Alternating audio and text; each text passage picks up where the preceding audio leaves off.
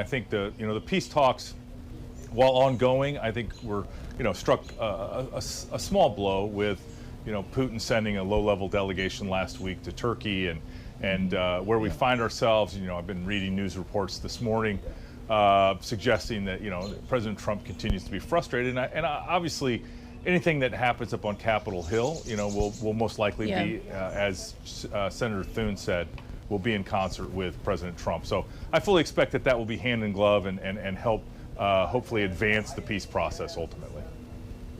Well, Mr. Ambassador, you referenced news reports. I would love your take on the news that was reported in the Wall Street Journal that President Trump told European leaders in a call earlier this week that Putin is not ready to end the war because he thinks he's winning. Is that a sentiment he shared with you? Have you shared that with our NATO allies? Yeah, I have not, but I think you can just look at, we've said often that you don't listen to the words of President Putin and President Zelensky. You listen to their actions. And right now, Putin continues to fight the war in Ukraine, continues to send hundreds of drones almost on a daily basis against oftentimes civilian targets. So I think that, would suggest that President Putin doesn't want peace yet. And so obviously the United States has a lot of cards to play in this situation, but President Trump wants peace, and what I've talked to him about is this hot war in Europe should end, but it should end when both sides can agree to some ceasefire framework and some peace plan that makes sure it doesn't fire up again, because I think that's the biggest risk, is that we might end the near-term killing, but we want to end the long-term killing. We have 5,000 people every week that are dying on the battlefield, including civilians, and I think that's just a human tragedy that needs to stop. Have you also talked to the President, Ambassador, about walking away? We've heard President Trump suggest this, as well as Secretary of State Marco Rubio. I think J.D. Vance, the Vice President, has suggested this as well, that there will be at some point a line of diminishing returns where the U.S. will simply back off and leave this up to the parties who are directly involved. Yeah, I think President Trump likes to keep all options on the table and keep as much negotiating space as possible.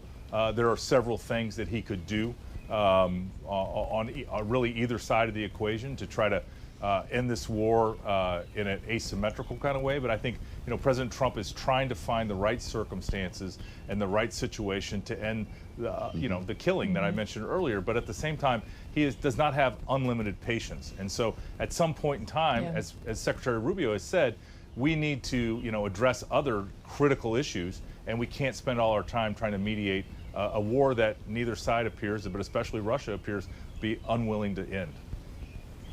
I'd like to ask you about something else that Secretary Rubio has said recently, Mr. Ambassador, and that is by next month's NATO meeting, which is scheduled for late June, that members will have all agreed to hit a 5% defense spending target. How confident are you about that target being easily reached, and on what realistic time frame? Yeah, well, right now, Secretary Rubio has said that timeline would be 10 years. Obviously, we're working with all of our allies to figure out what makes sense.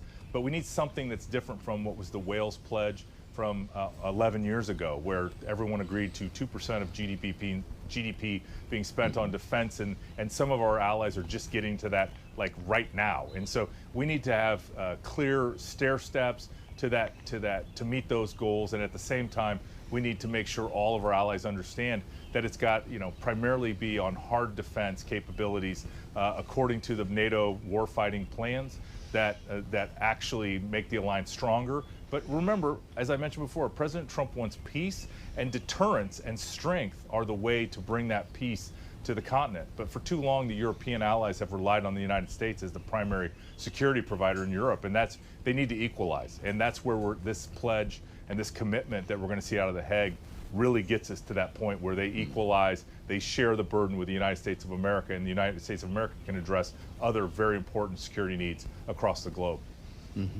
All that said, Ambassador, I go back to your testimony in your confirmation hearing, and I wonder if you see your primary goal, or if the president has told you your primary charge is to keep the peace in Europe, or to get NATO members to pay more on defense and reach that 5% goal. Well, I don't see that as an either-or answer. For me, I see that we need our NATO allies to be strong. We need them to equalize with the United States of America. And at the same time, the strength will deter Russia and other adversaries from making a move on NATO territory, and therefore we will have peace. You cannot be weak and have peace. You will be taken advantage of by those that are stronger. And so the United States is a great ally and a great friend, and we're just making sure that all of our NATO allies, all 31 other allies, are strong as well with us.